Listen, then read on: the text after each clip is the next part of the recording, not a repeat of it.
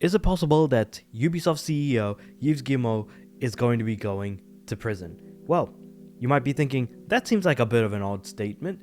So Ubisoft CEO has actually been summoned to appear before French court in relation to a harassment trial that's been going on for the past 5 years that has just not let Ubisoft go.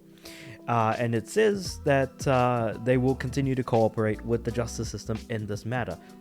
And you might be thinking, what harassment trial is this that's going on? Well, funnily enough, a lot of things were reported about 5 years ago, so to speak, back in 2020 to 2021-ish type of time, that ended up affecting three big members of Ubisoft. All three of them were executives of Ubisoft, and one of which was actually the reason why so many games are so samey from Ubisoft, especially for the past 10 years. The guy who gave the green light on whether or not a game should continue to be developed or not. So yeah, as a result of that,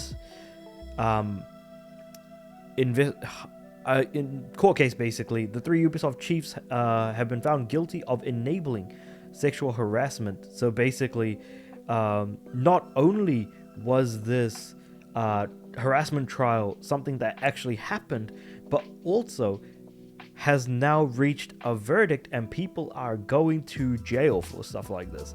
So basically, three former executives of the video game company Ubisoft have been given suspended prison sentences for enabling a culture of sexual and psychological harassment in the workplace at the end of the first big trial to stem from the Me Too movement in the gaming industry. So this was, like I said, around 2020-ish, something along those lines.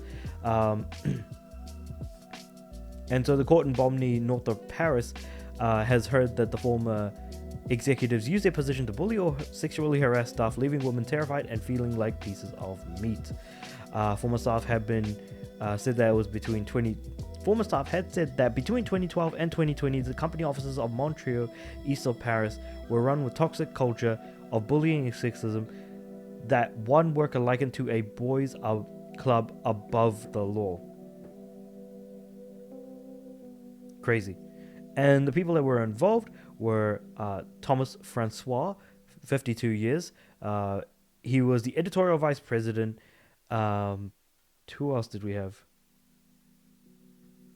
Sergei Haskoi, 59 years. And this is the guy who was actually the chief creative officer and the reason why so many Ubisoft games are so damn samey. In addition to that, where's the third guy? So Sergei Haskoi, Francois, and...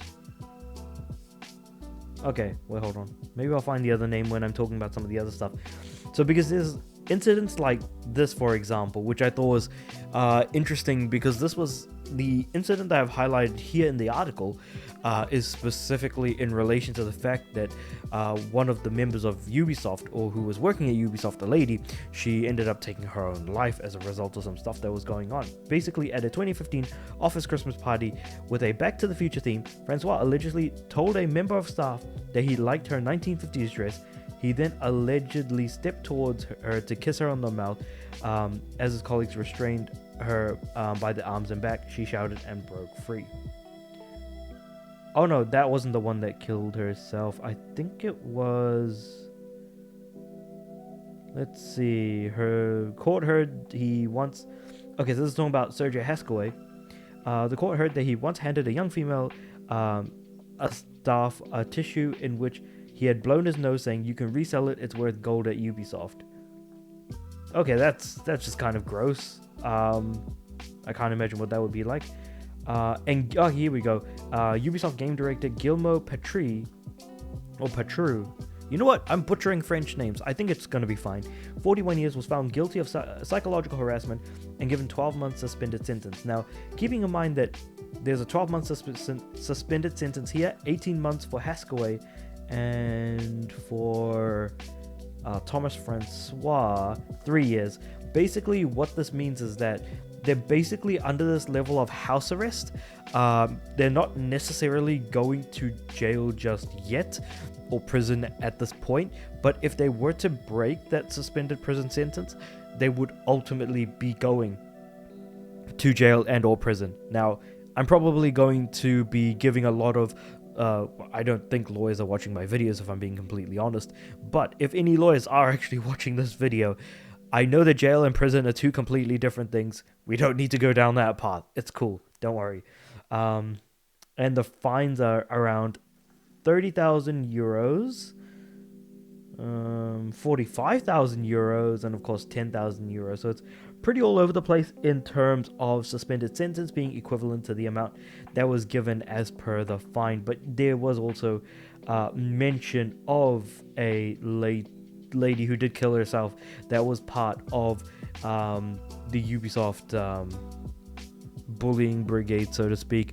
So the fact that people lost their lives as a result of some of the stuff that these guys have done is absolutely insane, and it took 5 years to get to the point where they're actually getting some level of punishment.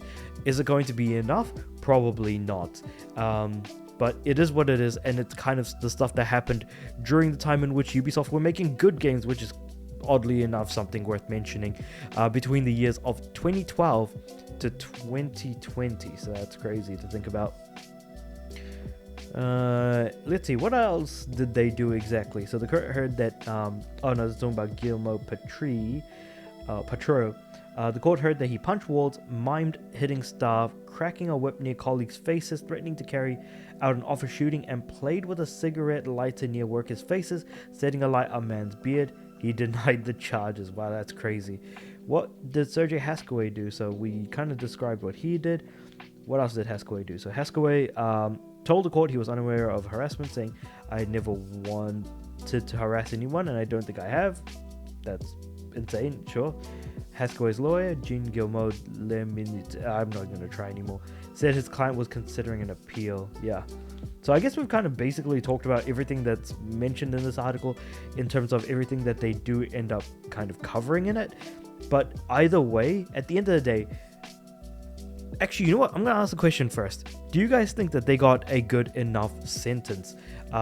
Did the law do what it was supposed to in this situation regarding people taking their lives and just some of this crazy stuff that I guess was described, especially in like this bottom paragraph and just kind of in between, tying female members to staff to a chair with tape, push the chair into a lift, and then press a button at random. Okay, that's crazy. That's crazy. Forcing women that are wearing skirts to do handstands, and just stuff like that. Probably not ideal, and almost certainly not great to the for the most part. But let me know what you guys think about how this whole thing kind of ended up going down, because in my opinion, I really don't think that the punishment dealt out was actually all that good enough. So it'll be interesting to see how things go moving forward. But with all that being said though, let me know what you guys think about all this in the comments below. Like the video if you liked it, subscribe to the channel. I'm aiming for 500 subs by the end of the year. With all that being said, I do upload every day, so I'll see you guys tomorrow.